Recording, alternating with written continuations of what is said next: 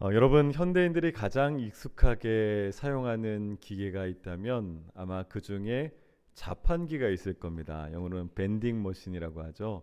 이 자판기 다 사용해 보신 적 있으실 겁니다. 이 자판기를 사용할 때 1,000원짜리를 넣으면 얼마짜리 음료수가 나와요?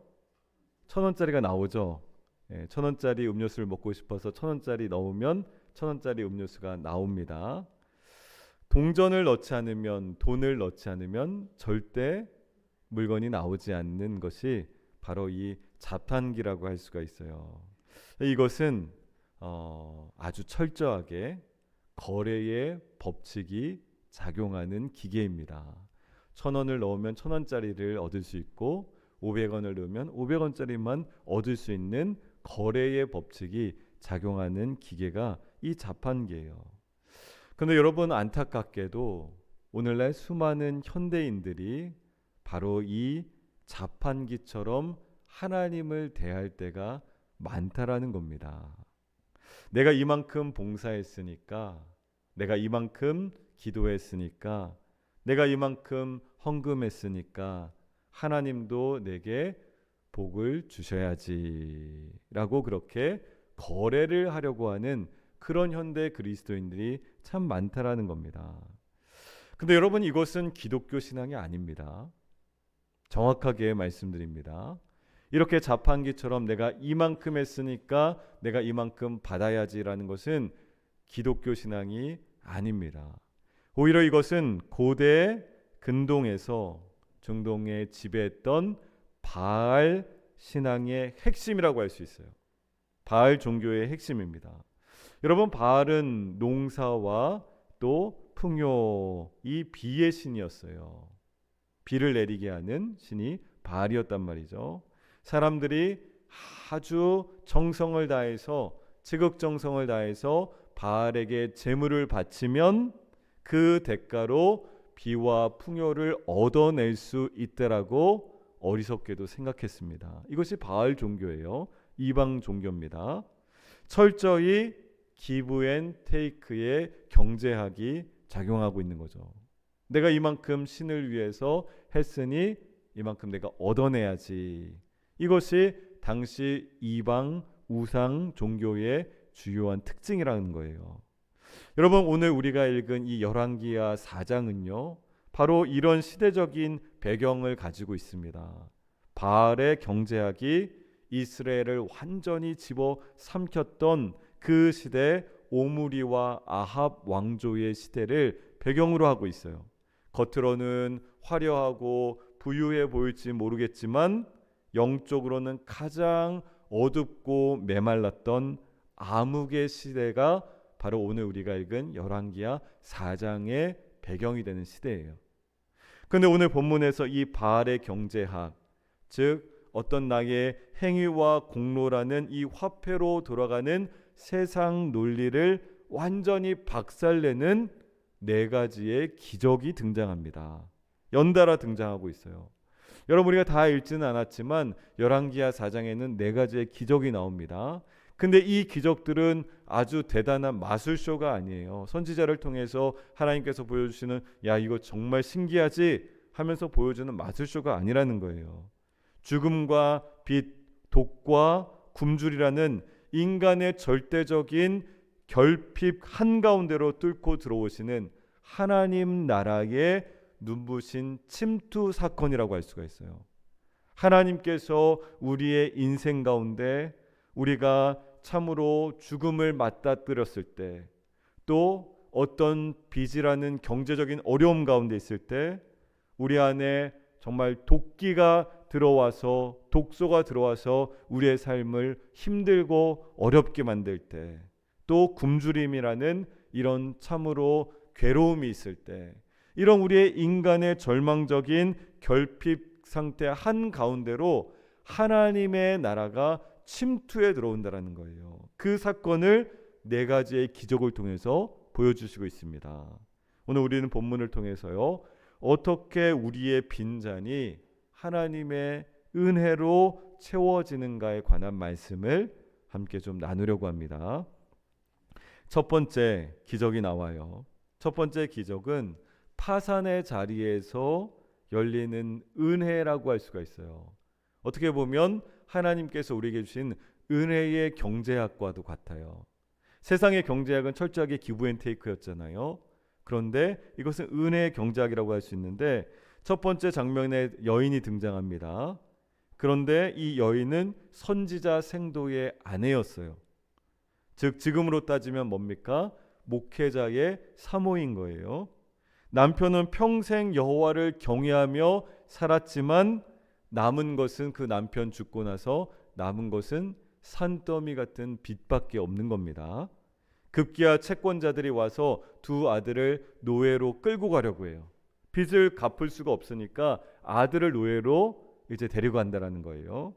여기서 이 여인은 바알의 경제학, 세상적인 논리로는 철저하게 어떤 상태예요? 파산한 상태입니다. 파산한 상태 가운데 있어요. 이 절규하는 여인에게 엘리사 선지자가 묻습니다. 너의 집에 무엇이 있느냐라고 물어요. 너 집에 지금 있는 것이 뭐야? 이 여인은 답합니다. 계집종의 집에는 기름 한 그릇 외에 아무것도 없습니다. 기름 한 그릇밖에 없다라는 거예요. 근데 여러분, 여기서 이 기름 한 그릇이라는 것은 아스크라는 히브리어인데 시장에 내다 팔 수 있는 아주 큰 기름통을 얘기하는 것이 아니에요. 이 아스크라는 단어는 몸에 바르는 아주 작은 화장용 기름병을 말하는 거예요. 아주 작은 병이에요. 이것은 정말 아무것도 없다라는 자신의 무능함을 고백하고 있는 겁니다. 나 정말 지금 아무것도 없어요. 가진 것이 아무것도 없어요. 이게 이제 아스크라는 작은 기름 한 병 가지고 있다라는 여인의 고백이었습니다. 그때 엘리사가 이상한 명령을 내립니다. 밖에서 모든 이웃들에게 빈 그릇을 다 빌려오렴. 빈 그릇을 다 빌려오라는 거예요. 조금 빌리지 말고 많이 빌려오라는 거예요. 그리고 두 아들과 함께 방에 들어가서 무엇을 하라고 합니까? 문을 닫으라. 문을 닫아라. 방문을 닫으라는 거예요. 여러분, 왜 하필이면 빈 그릇을 얘기하고 있을까요? 빈 그릇. 당연히 빈 그릇이어야지 채울 수 있으니까 그렇습니까? 근데 이 여인은 엘리사가 기름을 채워줄 것을 상상도 못하고 있는 상태이죠. 여러분, 우리는 지금 성경 본문을 보기 때문에 이 스토리를 알고 있지만 당사자인 여인과 그 아들 둘은 전혀 모르고 있는 상태예요. 그냥 빈 그릇 가져오라고 했으니까 빈 그릇 빌려온 겁니다. 근데 왜 빈 그릇일까? 세상의 사람들은요, 그 그릇에 무엇이 채워져 있는지를 유심히 봅니다. 세상 사람들은 얼마나 그릇을 가득 채우고 있는지, 얼마나 가지고 있는지 이것에 관심이 많아요. 그러나 하나님의 은혜는 그 안에 채워져 있는 나의 교만, 내 경험, 내 알량한 지식으로 찬 그릇에는 결코 담길 수 없는 것이 하나님의 은혜라는 겁니다. 내 것으로 꽉꽉 채워져 있으면 하나님의 은혜가 담길 공간이 없는 거예요. 하나님께서는 그래서 빈 그릇을 말씀하신 거예요. 하나님, 저는 빈 그릇입니다. 주님이 아니면 저는 단 하루도 살 수가 없습니다. 라는 그런 영적인 파산의 상태, 영적 파산 선고, 그 상태가 바로 기적의 시작이 되는 줄 믿습니다. 그래서 하나님께서 빈 그릇을 가져오라고 말씀하신 거예요. 내 안에 있는 것, 꽉꽉 차 있는 것 말고 아무것도 없는 텅 비어 있는 그런 빈 그릇을 말씀하셨어요. 그리고 왜 문을 닫으라고 하셨을까요? 문 밖에는요, 누가 있어요? 빚쟁이들이 와 있죠. 빚쟁이들이 독촉합니다. 세상에 차가운 경제적인 논리들이 가득해요. 그런데 문을 쾅 닫는 순간 그 방은 어떻게 되는 거예요?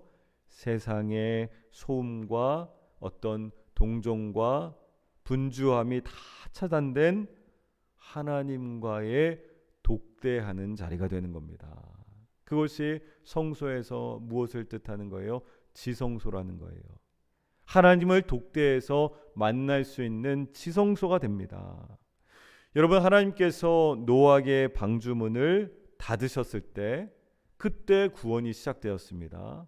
노아의 방주문을 닫다라는 단어와 오늘 여기서 방문을 닫다라는 단어가 같은 단어예요. 히브리 단어로는 닫았을 때 구원이 시작된 것처럼 우리가 사람을 의지하던 그 문을 닫고 이제 기도의 골방 안에 들어와 있을 때, 기도의 골방 안에 들어와 모든 세상과의 차단되도록 문을 닫았을 때, 그때 비로소 무에서 유를 창조하시는 하나님의 놀라운 기적이 열릴 줄로 믿습니다. 그래서 하나님께서는 너와 내가 함께 만나는 그 은밀한 공간을 오늘 말씀하고 계신 거예요. 문을 닫아라 라고 말씀합니다. 이것이 첫 번째 기적이었어요. 두 번째 기적, 우상의 죽음과 부활의 소망을 갖게 합니다. 8절에서 37절 이제 보는데요. 오늘 읽지는 않았지만 두 번째 기적은요, 첫 번째 과부와의 정반대의 삶을 사는 수넴 여인이 등장하고 있습니다. 그녀는 돈도 많아요. 남편도 있는 아주 여유 있는 여인이었어요. 세상의 경제학으로는 부족함이 없습니다. 전혀 부족할 것이 없어요. 그런데 그녀에게는 생명을 이을 아들이 없었어요. 아들이 없습니다.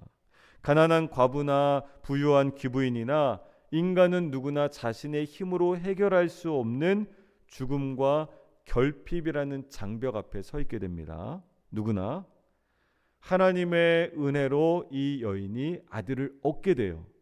아들을 얻었지만 기쁨도 잠시, 그 아들이 갑자기 어떻게 돼요?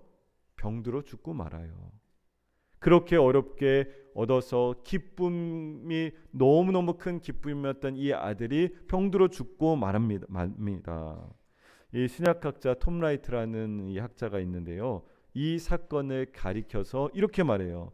하나님이 주신 축복과 선물 자체가 우리의 우상이 될 때 하나님은 그 선물이 우리의 궁극적인 구원이 아님을 뼈저리게 깨닫게 하신다. 이렇게 말합니다. 그리고 하나님께서 이 여인에게 아들을 주셨는데 이 아들이 이 여인에게 있어서 우상과 같아질 때 그때 하나님께서는 이것이 너희의 궁극적인 기쁨이 아니야. 이것이 너희의 궁극적인 구원이 아니야 라는 것을 뼈저리게 깨닫도록 만드신다라는 거예요. 여러분, 수넴 여인은 무너져 내리지 않았습니다. 그녀가 어떻게 했는지 오늘 본문 4장 안에 보면요. 죽은 아이를 선지자의 침상 위에 누워놓습니다. 눕혀놔요. 이 죽은 아이 장사 지내야 되는 것이 정상 아닙니까? 그런데 선지자의 침상 위에 눕혀놔요. 어떻게 합니까? 문을 닫고 나옵니다. 21절 말씀 보면 문을 닫고 나와요. 엘리사가 도착하여서 죽은 아이를 살릴 때도 똑같아요. 방에 들어가서 문을 닫고 여호와께 기도합니다. 33절에 나와요. 문을 닫고 여호와 하나님 앞에 기도하고 있어요. 여러분, 과부의 기적에서 보았던 그 영적인 원리가 다시 반복되는 거예요. 첫 번째 기적에서 어떻게 했어요? 문을 닫았잖아요. 두 번째 기적에서도 문을 닫습니다. 세상의 모든 가능성 죽음으로 끝나버린 그 닫힌 문 안에서 하나님께서는 생명을 부활시키십니다. 이것이 하나님의 역사예요. 여러분, 우리의 진짜 소망은요, 내게 주어진 축복, 여기 여인처럼 그 아들, 이것이 아니라 생명을 주관하시는 생명의 주관자 되신 하나님 한 분밖에 없음을 선포하고 있다는 거예요. 우리에게 진정한 기쁨, 우리에게 진짜 소망은 하나님밖에 없습니다 라는 것을 오늘 선포하고 있다는 겁니다. 이것이 두 번째 기적이었어요. 이제 세 번째 기적, 솥에 퍼진 사망의 독과 해독제가 등장합니다. 38절에서 41절에 나오는 기적, 세 번째 기적인데요. 세 번째 장면은요, 흉년이 든 길갈로 장면을 이동시켜요. 이 굶주리는 신학생들이 있어요. 선지자 생도들이 있습니다. 이들을 위해서 누가 열심을 다해서 채소를 캐어 국을 끓여요. 국을 끓입니다. 그런데 그가 캐온 것이 맹독을 품은 들호박이었어요.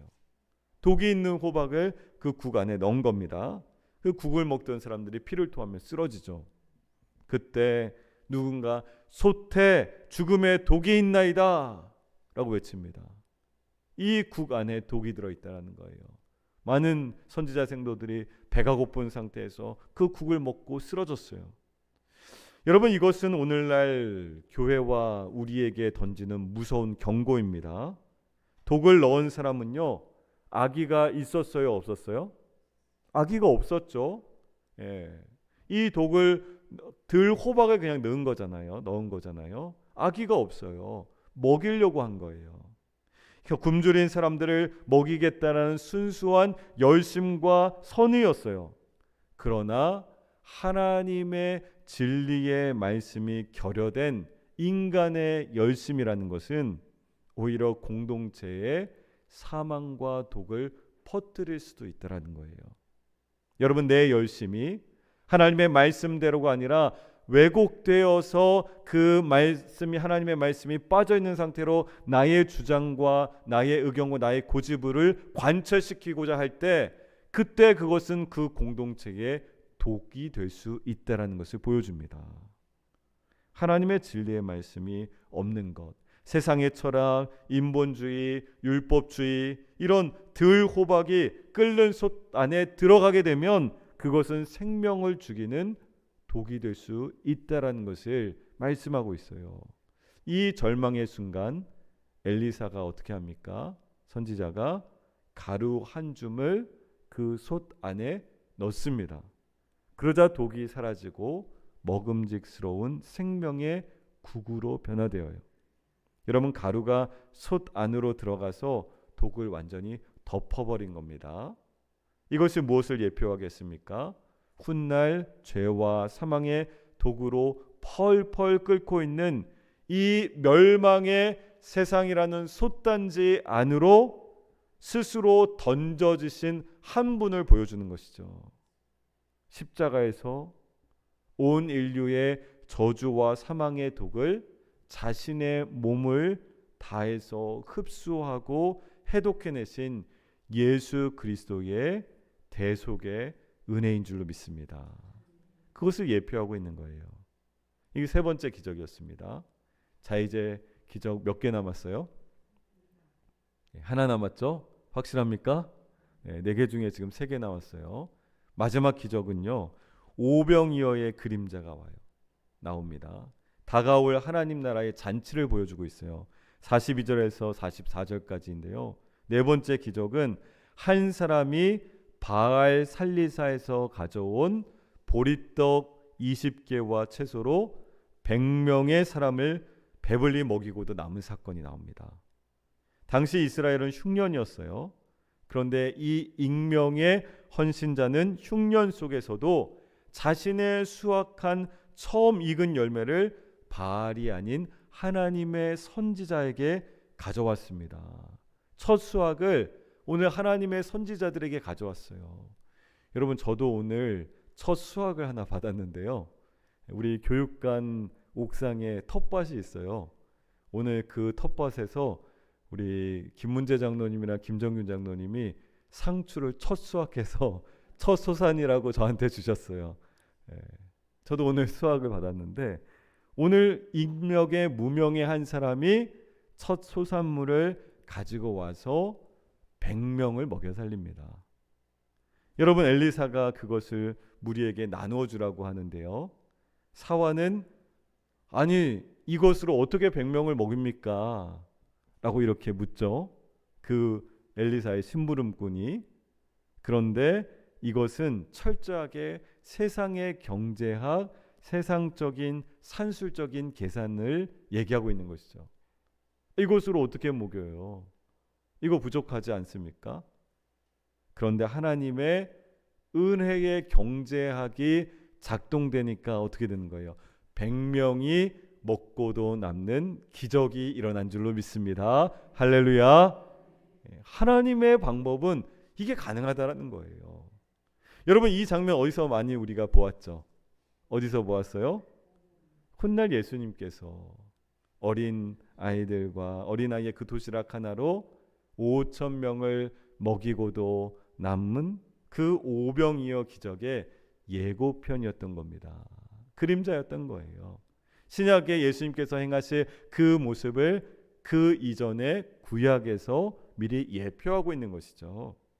하나님께서는 우리의 영혼만 구원하시고 육신의 굶주림은 그냥 방관하시는 분이 아니라는 겁니다. 우리의 깨어진 일상, 경제적인 결핍, 무너진 공동체 치유하시면서 굶주린 자들은 하나님 나라의 풍성한 식탁으로 초대해 주시는 것이 바로 하나님의 은혜의 방식인 줄 믿습니다. 그것을 보여주고 있어요. 사랑하는 우리 성도 여러분, 이 첫 번째 기적, 과부의 그 방으로 우리 한번 다시 돌아가 봅시다. 첫 번째 과부의 방으로 엘리사의 말대로 빈 그릇을 모아 놓았어요. 작은 기름병을 기울이자 기름이 어떻게 돼요? 콸콸콸콸 쏟아지죠. 근데 그 쏟아지던 그 기름이, 기적이 마침내 멈춥니다. 언제 멈췄어요? 그릇이 부족할 때. 6절 말씀만 보세요. 여인 아들에게 또 그릇을 내게로 가져오라 하니 아들이 대답합니다. 다른 그릇이 없나이다. 그러자 어떻게 되는 거예요? 기름이 멈춥니다. 기적이 멈춰요. 여러분, 기름의 원천이 메말라서 멈춘 것이 아니죠. 붓고 또 부어도 무한하게 흘러나오는 이 기름은 바로 우리를 위해 쏟아내신 예수 그리스도의 십자가의 보혈이고 성령의 폭포수 같은 은혜인 줄로 믿습니다. 그 은혜가 멈춘 단 한 가지 이유는 뭐예요? 더 이상 채울 빈 그릇이 없는 거예요. 이제 빈 그릇이 남아있지가 않은 거예요. 우리의 삶에 왜 하나님의 기적이, 은혜의 감격이 멈췄습니까? 왜 멈춘 거예요? 하나님의 능력이 부족해서입니까? 아니라는 거예요. 내가 여전히 내 힘으로 살 수 있다라고 착각하면서 내 자아와 교만으로 꽉 채워져 있는 그런 그릇일 때, 그때는 하나님의 은혜가 들어올 수 있는 빈 그릇이 없는 거예요. 가난한 심령, 상한 심령이라는 빈 그릇이 준비되어 있을 때, 그때 하나님의 은혜는 끊임없이 우리 안에 차고 넘칠 줄로 믿습니다.